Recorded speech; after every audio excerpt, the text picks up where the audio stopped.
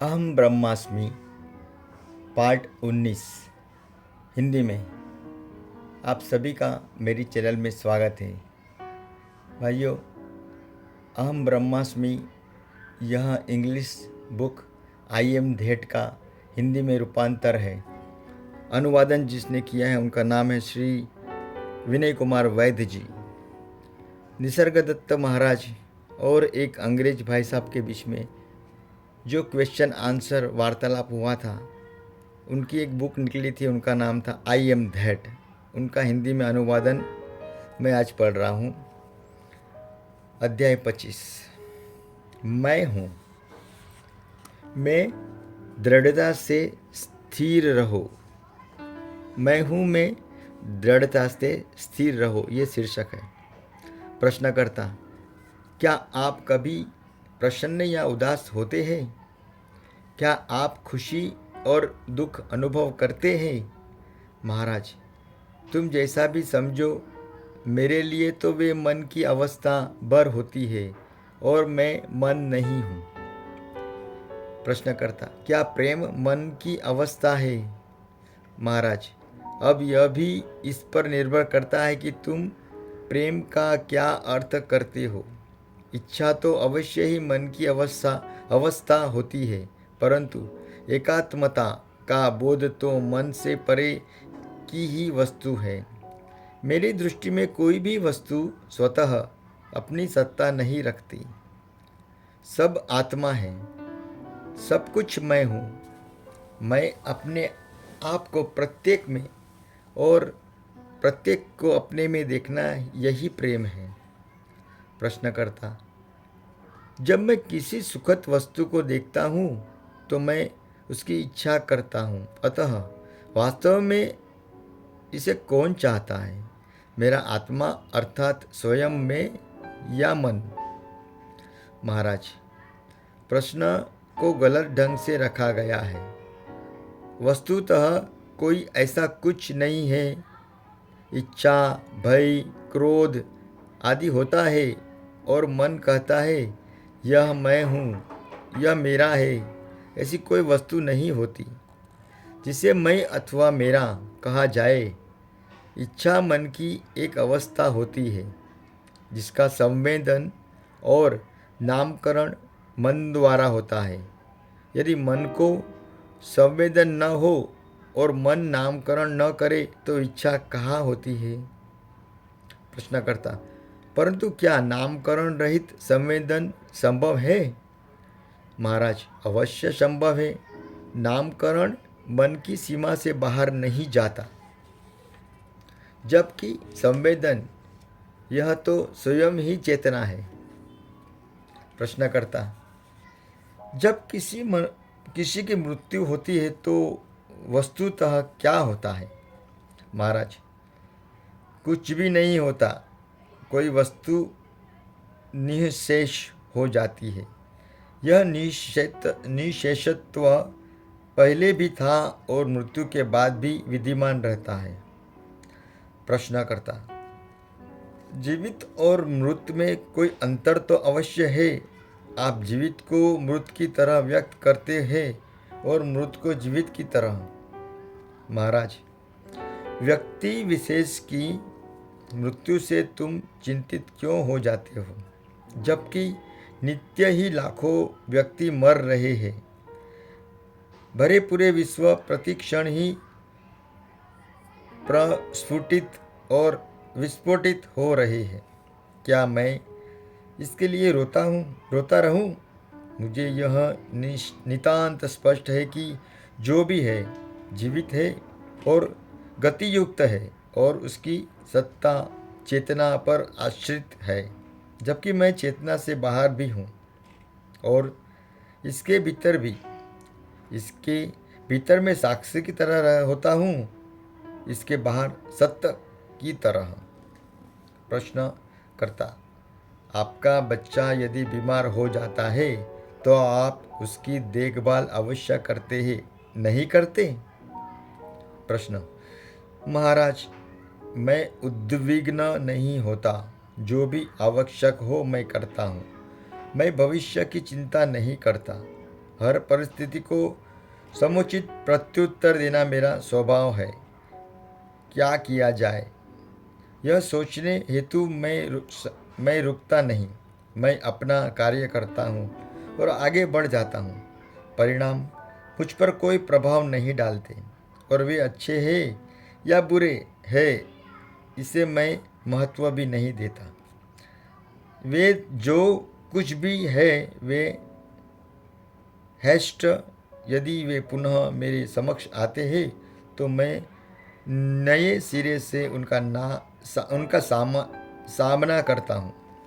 बल्कि यूँ कहा जा सकता है कि मेरे द्वारा उनका सामना नए सिरे से किया जाता है। मेरे द्वारा होने वाले किसी भी कार्य में उद्देश्य का भाव नहीं होता। जो बातें जैसी होती है वैसी हो जाती है, इसलिए नहीं कि मैं वैसी होने देता हूँ, बल्कि मैं हूँ इसलिए वे होती है। और वस्तुतः कभी कुछ होता ही नहीं। जब मन चंचल होता है तो यह शिव को नृत्यरत कर देता है, जैसे किसी झील के चंचल जल में चंद्रमा नृत्यरत होता है। यह सब कुछ बस गलत धारणाओं से उत्पन्न प्रतीति मात्र है। प्रश्नकर्ता: परंतु आपको विभिन्न बातों का बोध अवश्य रहता है और आप उनकी प्रकृति के अनुरूप व्यवहार करते हैं।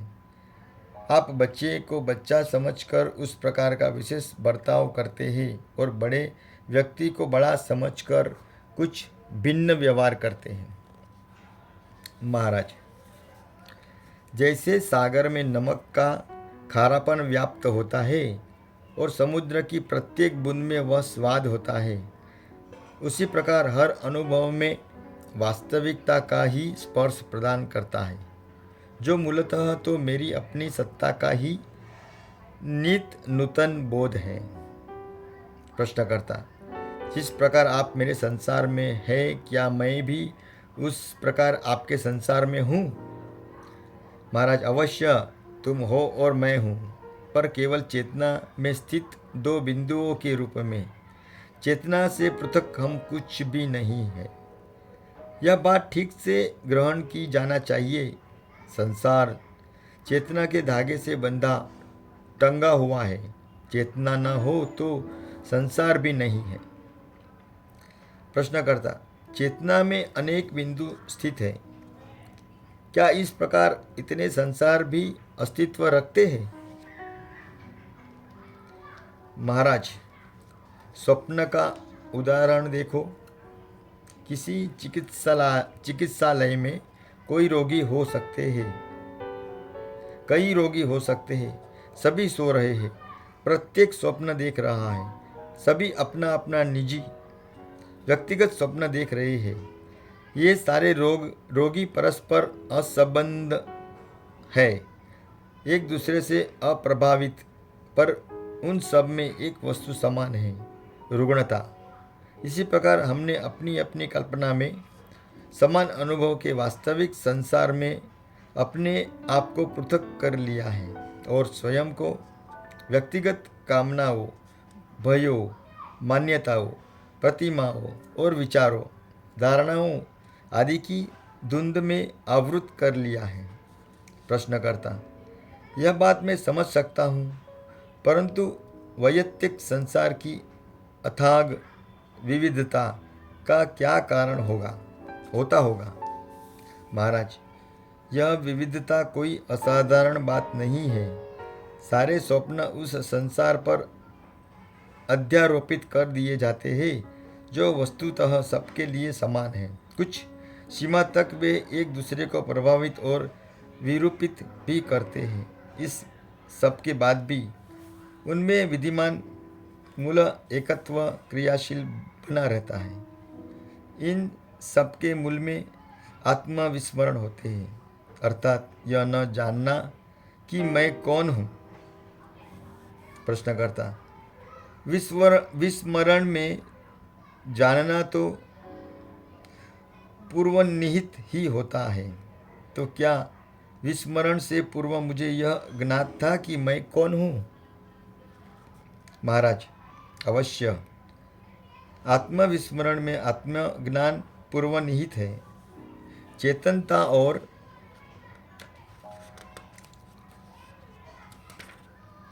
अचेतनता एक ही जीवन के दो पक्ष हैं। वे सह अस्तित्वमान हैं। संसार को जानने में तुम अपने को भूल जाते हो। अपने को जानने में तुम्हें संसार भूल जाता है। संसार मूलतः क्या वस्तु है? स्मृतियों का संचय मात्र। एक वस्तु को दृढ़ता से पकड़ रखो, यही अधिक महत्व की बात है। मैं हूँ, मैं दृढ़ता से स्थिर रहो और अन्य सबको जाने दो। यह साधना है।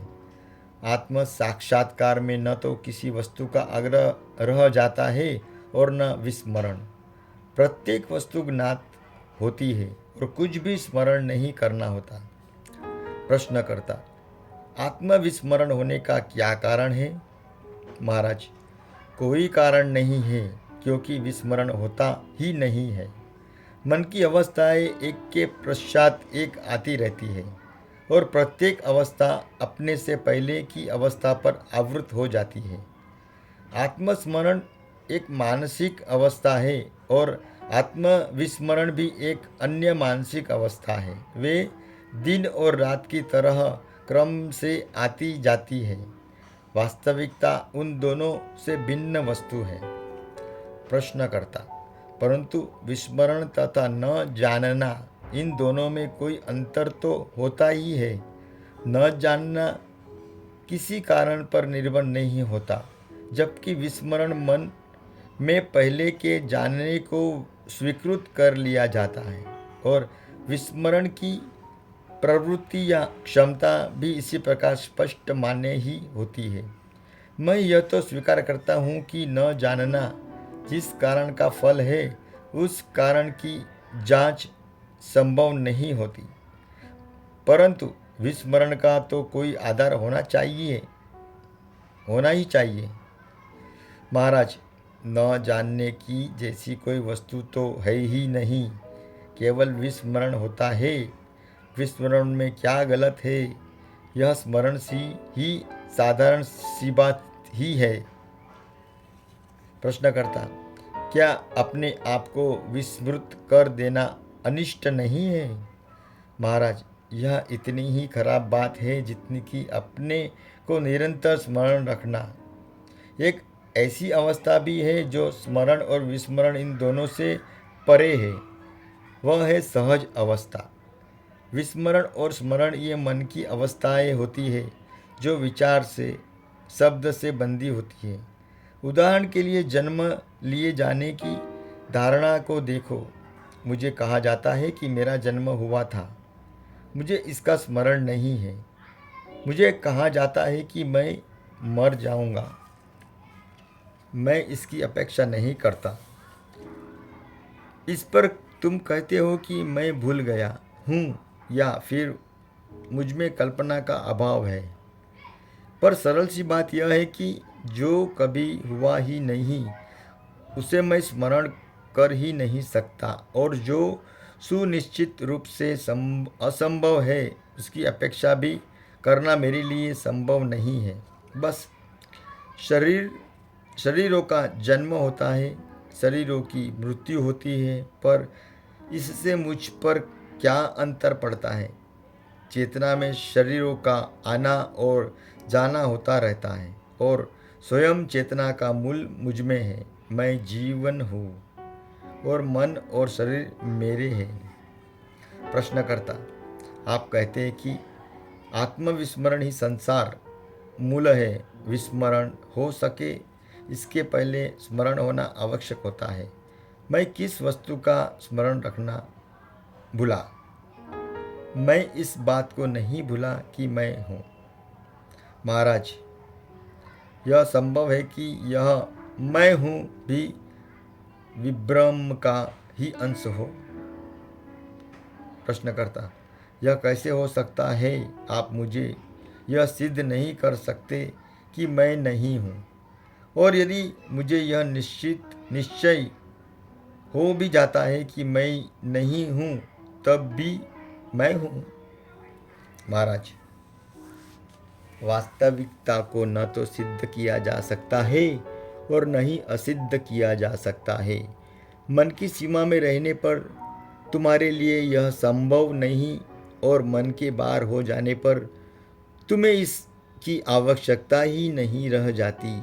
वास्तव में सद्वस्तु में वास्तविक क्या है यह प्रश्न ही नहीं उठता।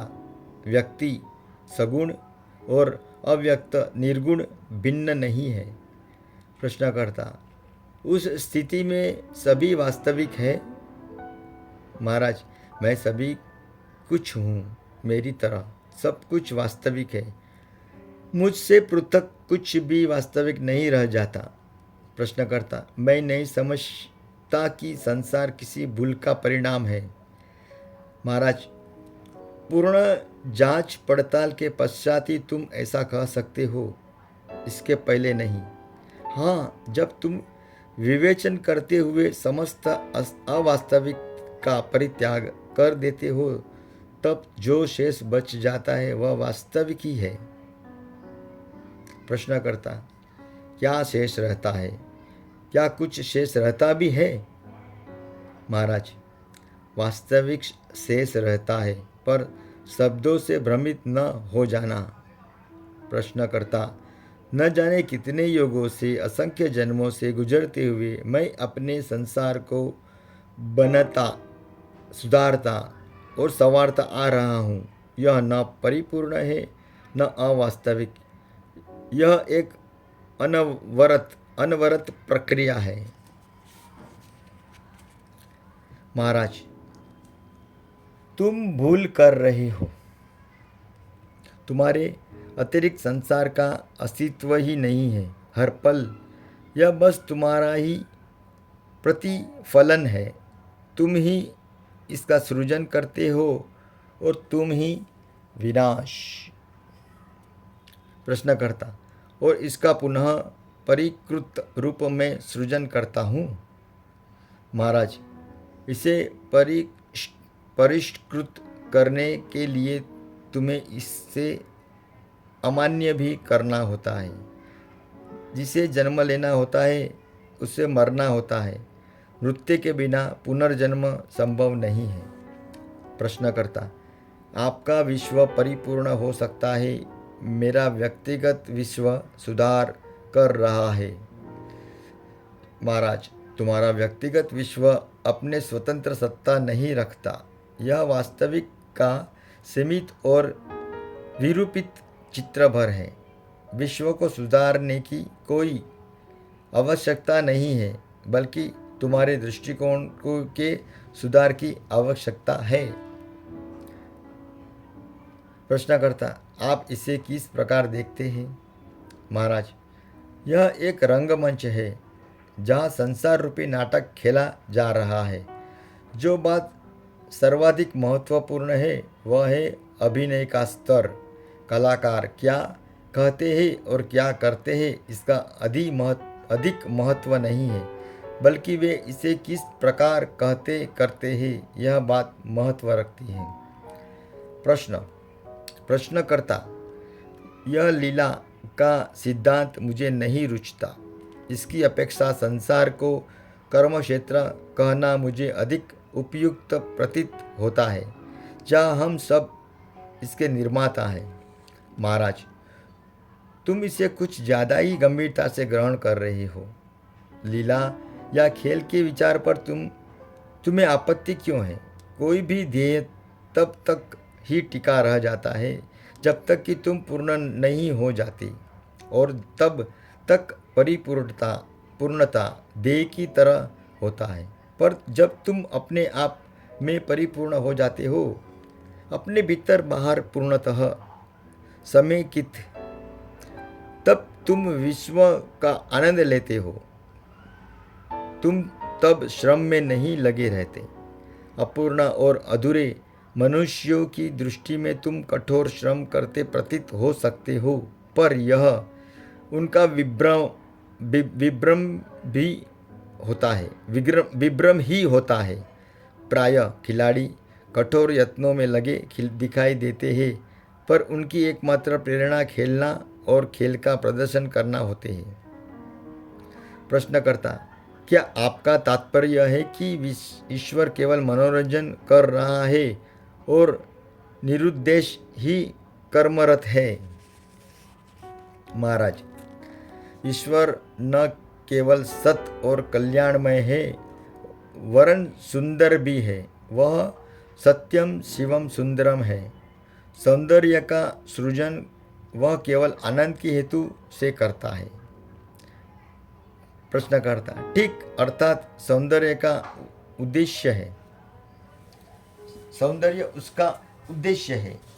महाराज, किसी उद्देश्य का आग्रह क्यों करते हो? उद्देश्य का अर्थ है गतिविधि, परिवर्तन, अपूर्णता की भावना। सौंदर्य ईश्वर का उद्देश्य नहीं है। वह जो कुछ भी करता है सौंदर्यमय ही होता है। क्या तुम यह कहोगे कि फूल सुंदर होने का प्रयास कर रहा है? यह तो स्वरूप से ही सुंदर होता है। इसी प्रकार ईश्वर परिपूर्णता ही है, न कि परिपूर्ण होने का प्रयास। प्रश्नकर्ता, उद्देश्य सौंदर्य के माध्यम से अपने आप को पूर्ण करता है। महाराज, सुंदर क्या होता है? जिसका संवेदन आनंद पूर्वक किया जाता है वह सुंदर है। आनंद मुग्धता सौंदर्य का सार है। प्रश्नकर्ता, आप सतचित्त आनंद के बारे में कहते हैं। मैं हूँ यह स्पष्ट ही है सत। मैं जानता हूँ यह स्पष्ट ही है चित्त। मैं आनंद युक्त हूँ यह जरा भी स्पष्ट नहीं है। मेरा सारा आनंद कहाँ खो गया है? महाराज, अपनी सत्ता के प्रति पूर्णतः बोध रखो और तब तुम्हें सचेतन रूप से आनंद का अनुभव होगा। चूँकि तुम अपने मन को अपनी सत्ता से दूर हटा देते हो और इसे उसमें स्थिर कर देते हो जो कि तुम नहीं हो, इसलिए तुम अपने आनंद युक्त या प्रसन्न होने की भावना को खो देते हो। प्रश्नकर्ता, हमारे समक्ष दो मार्ग है, प्रयास का अर्थात योग मार्ग और सुगमता का अर्थात भोग मार्ग। दोनों का एक ही लक्ष्य है, मोक्ष। महाराज, तुम भोग को मार्ग क्यों कहते हो? सुगमता में परिपक्वता कैसे प्रदान कर सकती है? इससे परिपूर्णता कैसे आएगी? प्रश्नकर्ता, पूर्ण त्यागी योगी वास्तविकता को उपलब्ध करेगा, पूर्ण भोगी भी इस तक आएगा। महाराज, ऐसे कैसे संभव है? क्या वे परस्पर विरोधी नहीं है? प्रश्नकर्ता, दो अत्तियाँ परस्पर एक हो जाती है। पूर्ण भोगी होना पूर्ण योगी होने से अधिक कठिन होता है। मैं एक विनम्र साधारण सा मनुष्य हूँ और अधिकारपूर्वक कोई निर्णय देने में असमर्थ हूँ, किंतु अंततः तो भोगी और योगी दोनों ही मूल रूप से आनंद की खोज में ही संलग्न होते हैं। योगी इसे स्थायी रूप से चाहता है, जबकि भोगी अस्थायी में ही संतुष्ट रहता है और भोगी प्रायः ही योगी की अपेक्षा अधिक कठोर प्रयास करता है। महाराज, यदि आनंद के लिए तुम्हें संघर्ष और परिश्रम करना पड़ रहा हो तो उस आनंद का क्या मूल्य है? वास्तविक आनंद स्वस्फुरित और प्रयास के बिना ही उपलब्ध है। प्रश्नकर्ता, प्राणी मात्र आनंद की खोज करता है। हाँ, साधनों में अंतर होता है। कुछ इसे अपने भीतर खोजते हैं, अंततः योगी कहलाते हैं। कुछ इसे बाहर खोजते हैं, उन्हें भोगी कहकर उनकी निंदा की जाती है। परंतु दोनों को एक दूसरे की आवश्यकता होती है। महाराज, सुख और पीड़ा क्रमबद्ध है। आनंद अचल वस्तु है। तुम जिसकी खोज कर सकते हो और पा सकते हो, यह सद वस्तु नहीं है। उसका पता लगाओ जिसे तुम्हें कभी खोया ही नहीं। उसका पता लगाओ जिसे कोई तुमसे पृथक न कर सके, तुमसे अलग न कर सके। ओम। भाइयों, यहाँ पर हमारा अध्याय 25 पूर्ण हो रहा है। श्री कृष्णार्पणमस्तु। कृष्ण भगवान को अर्पित सब। हरिओम। हरि कृष्ण। कल मिलेगी हम नई अध्याय के साथ में। तब तक के लिए जय श्री कृष्ण। ओम शांति। हरिओम। अहम ब्रह्मास्मि। मुझे लग रहा है अभी आपको थोड़ा थोड़ा आनंद आ रहा है। मैं धीरे धीरे ही पढ़ूँगा आपको आनंद लुटाने के लिए, और आप आनंद लुटते रहिए। इसे आप दूसरों के साथ शेयर भी कर सकते हैं। अगर अच्छे लगे तो लाइक कर सकते हैं, और मेरी चैनल को सब्सक्राइब भी कर सकते हैं। हरे कृष्ण।